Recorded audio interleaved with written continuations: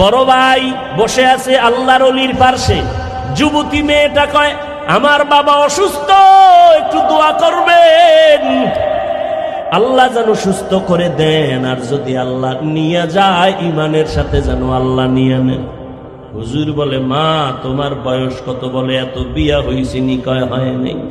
কেন বিয়া হয় না তোমার? বলে, আমি গরিব। বলে, তো গরিব হয়েছে কি? এই দেশে কি গরিব ছেলে নাই? বলে, আছে, তবে আমি ওই ছেলে চাই না। কেমন ছেলে চাও? কয়, হুজুর দোয়া করবেন, এমন একজন ছেলেরে আমি আমার আপন বানাবো, যেই ছেলে আমার হাত ধইরা আমারে জান্নাতের ময়দানে ঢুকায় দিবে।